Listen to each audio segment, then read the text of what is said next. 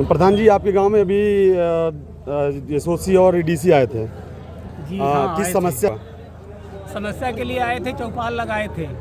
लेकिन यहाँ जिन किसानों की ज़मीन नहीं मिली है, अभी तक बेचारे घूम रहे हैं। और उसके विषय में यहाँ पर चौपाल हो रहा था, लेकिन कुछ किसान जो बेचारे काफ़ी दुखित हैं, जो पीड़ित हैं, उनकी ज़मीन नहीं मिलने के कारण हो हल्ला हुआ। और यहाँ पर एसओसी और लेखपाल और डीडीसी सभी लोग, सीओ भी रहे थे, सीओ भी थे। लेकिन यहाँ पर हंगामा तगड़ा हो गया। किसान मान ही नहीं, किसान से कहें कि ज़मीन अब नहीं, इस पर लफड़ा हो गया। अभी तो किसानों की ज़मीन थी, जब चकबंदी हुई तो कह रहे हैं कि अब ज़मीन घट रही है। तो बताइए कि अभी हमारे किसान बराबर थे, चकबंदी के दौरान ज़मीन घट गई किसानों की। अब वो कहाँ जाएंगे? ये कह रहे हैं केरल डीडीसी रहा हूँ, एसओसी साहब कहे कि ज़मीन है नहीं तो कहाँ से मिलेगी। तो चकबंदी का मतलब क्या हुआ? हमारी ज़मीन भी बराबर थी और चकबंदी के दौरान ज़मीन घट गई है, यही पर हंगामा हो गया।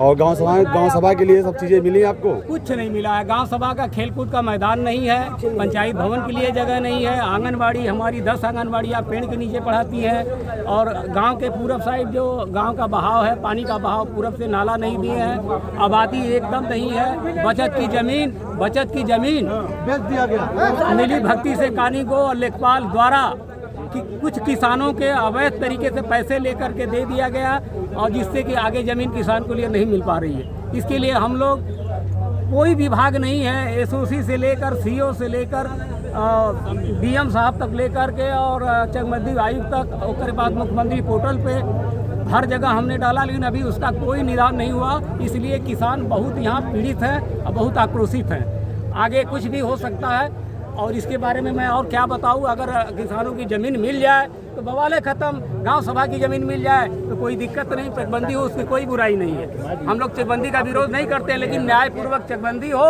ताकि गांव के साथ पूर्ण न्याय हो सके और गांव सभा के साथ न्याय हो सके। आप भी भैया कुछ कहना चाहेंगे? बोला हमारा तो बहुत है, कुछ तकलीफ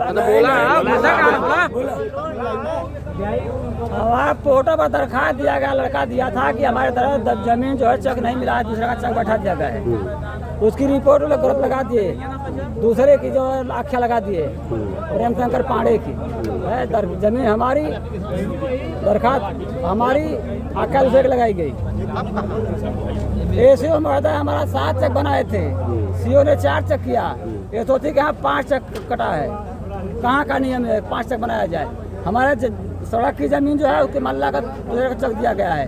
बगीचा मशीन पुश्तैनी चेकआउट थी, उसका भी मल्ला का चेक काट दिया गया है। जहाँ चेकआउट करना था वहाँ चेकआउट नहीं किया गया। ऊपर की जमीन सब बाढ़ कर दिया है। बाढ़ की मालियत 70 पैसा, ऊपर की मालियत 70 पैसा। विक्रम 3 लाख रुपया ऊपर, 70,000 तक नीचे। खेती करते हैं हम लोग, मर जाएंगे बचेंगे। बाढ़ग्रस्त इलाका 80% में जो बाढ़ग्रस्त इलाका में 80% 90% का मालियत लोग लगूले हो। इतनी धांधली की हुई है। खेत जो है वो 4 जगह बांट दिए हैं, ऊपर में 2 जगह, नीचे में 2 जगह, जबकि उनको ऊपर में 1 जगह और नीचे में 1 जगह देना चाहिए। तो इस तरह से ये लोग अपने मनमानी कर रहे हैं, कोई भरोसा नहीं है। कहीं 8 बिस्सा, कहीं कुछ, मैंने छोटा टुकड़े में बांट के परेशान कर रहे हैं। जबकि मेरा 7-8 बीघा खेत है, तो कम से कम ऊपर नीचे प्रेम कुमार का ट्रांसफर हो गया रापटगंज में, अभी भी कार्यरत है यहाँ पर बनास में। बस धन उगाही के चक्कर में पूरे चकबंदी प्रक्रिया को बाधित कर रहे हैं। वो कहने का मतलब है कि ये लेखपाल कोई और है, काम कोई और करता है, कोई और कर रहा है। बस ये धन उगाही कर रहा है अधिकारी के। पवन कुमार सिंधु की वजह से सब हो रहा है। कह रहे प्रधान जी आप? हमारे गांव में जो भी समस्या है हमने सबको अवगत कराया, लेकिन कहीं से संतुष्ट जवाब नहीं मिला।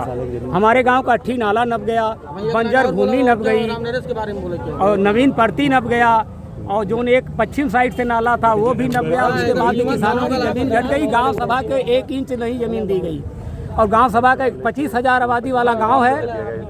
एक भी फील्ड नहीं है जो कि हमारे बच्चे 5 किलोमीटर दूर जाके दौड़ करते हैं। हमने मांग किया है, लेकिन ये कहते हैं जमीन नहीं, हम कहाँ से देंगे? जमीन नहीं, हम कहाँ से देंगे? बताइए। चकबंदी 5% कटौती हुई है। चकबंदी 5% किसानों को चक्रोड भी सही ढंग से, जो 15 कड़ी का चक्रोड होना चाहिए वो 10 कड़ी चक्रोड दिए हैं। जो सेक्टर रोड 20 कड़ी का होना चाहिए उसको 15-10 कर दिए हैं। मतलब अनियमितता पनियमितता बढ़ते नाली तक नहीं है, नाली तक नहीं है गाँव में। नाली तक नहीं है, चक्र जहाँ चक कटा समस्या तो हमारे गाँव नाली में तक नहीं हम दिया कितना गया। बताएं, लेकिन हमारे किसान इतना पीड़ित हैं इस चकबंदी से कि उसकी सिंचाई कोई करेंगे, सीमा पाइप नहीं। द्वारा सिंचाई करेंगे, कहते हैं सिर्फ पाइप द्वारा सिंचाई करिएगा आप लोग, पाइप से सिंचाई होगी। किसानों के लिए नाली चाहिए और चक्रोट चाहिए। और उसके बाद में जो आदमी पूरे धर्मपुर को निपटाया था, राम नरेश वर्मा, उनको जो कि 100 चक नापने के चक्कर में उनको जो कि सस्पेंड कर दिया पवन कुमार सिंधु। इतनी मनमानी कर रहे हो जहाँ सबसे विवादी जमीन थी। ऐसा है कि हमने एक ज़मीन थी, पट्टा मिली थी भूमिहीन लोगों को, 21 लोगों को पट्टा मिली थी, जिसमें 14/4/1976 का आदेश था। सदियों से जब जब चकबंदी प्रक्रिया हुई है तब तक मालियत लगती चली आई है।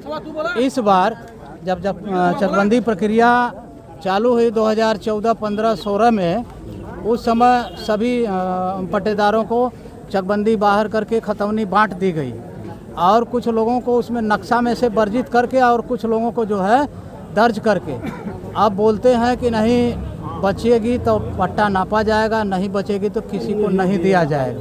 मौके पर तमाम ऐसे किसान हैं जिनका चक उलट फेर करके पैसे का रात पैसा लेकर इधर पैसे का मतलब मोल भाव करके जो अच्छा खासा पैसा 2 लाख 3 लाख रुपए दिया है उनका चक अच्छा खासा बना है, और जो पैसा नहीं दे पाया है उसका चक बिल्कुल उठपटांग उठा के फेंक दिए हैं। किसी का घर मड़ई, किसी का मशीन, किसी का बोरिंग, किसी का बारी बगीचा उठाकर उसको जो है एक दूसरे को छितिर बितिर करके उनका चक बनाया गया है। ये भी आया कि जहाँ भी चक वगैरह जमीन बचता है तो उसको लेखपालों ने पैसा लेके उसे चक नाली को बड़ा पैसा लेके उसके ना दिया। हाँ, ऐसा भी है क्या?